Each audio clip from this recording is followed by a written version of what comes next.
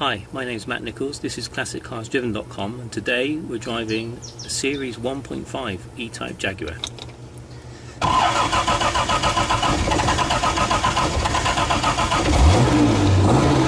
Got there in the end.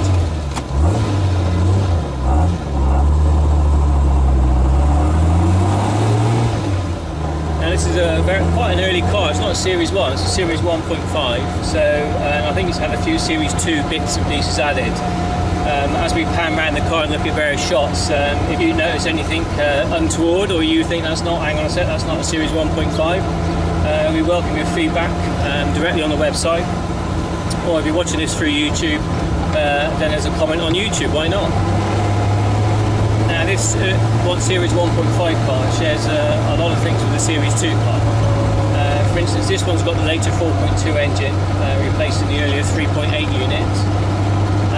It's also missing the canning over the headlights, which was there on the Series 1 car. It's got the widened sort of mouth to it, the widened grille, and it's got the raised rear bumper for the American safety legislation. So there are a few differences. Absence is power assisted steering, and also this car has got the shorter wheelbase. It's not on the later 2+2 platform that was also used on the Series 3 V12 E-Type Jaguars. Now on ClassicCarsDriven.com we're hoping to review all three series, well 4 with the 1.5, so Series 1, 1.5, 2 and 3. And we'll also let you know in the reviews what the differences are.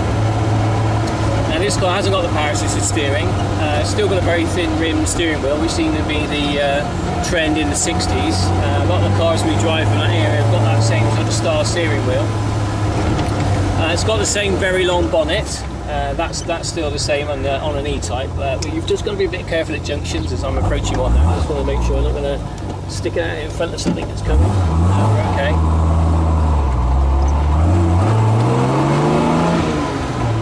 But it doesn't go well,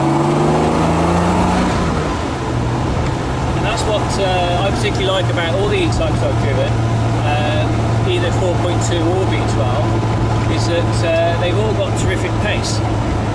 And if anything, I think I prefer the smaller engined E-Types than the larger V12s. I think the larger V12s are good for sort of cruising around, but the earlier 3.8, which I haven't driven yet, and this one being a 4.2, I've driven a couple of 4.2s now, there's a sort of lightness to them. The car has a terrific pickup with the engine, which still at the end of the day is not exactly small in 4.2 litres, but it's in a car that's quite small. The other thing that stands out is the 4-speed box. The 4-speed box just shows you how little gears you need in a car. It's quite amazing when you think today we've got cars with 6, 7 and even 8-speed gearboxes. Because in this car you put it into 4th and you've got a range of speed available to you from sort of 30 to 70 miles an hour. Sorry gearbox, a little snick there. I think all the E-Types I've driven have all sort of had that sort of notchy third. I will try and double the clutch and try and work around that.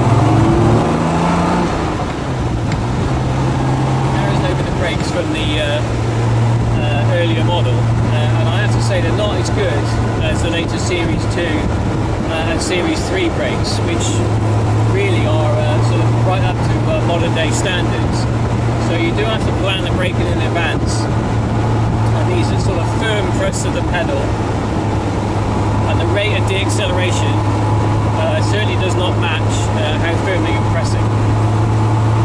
But other than that, and the very long bonnet, as we said, there is very little adjustment with an E-Type, and that's what I think is truly amazing about these cars. You know, they've already celebrated their 50th anniversary, and yet here we are driving this one in 2012. And it doesn't take long before you get used to it, and it's certainly no problem at all to keep up with modern day traffic.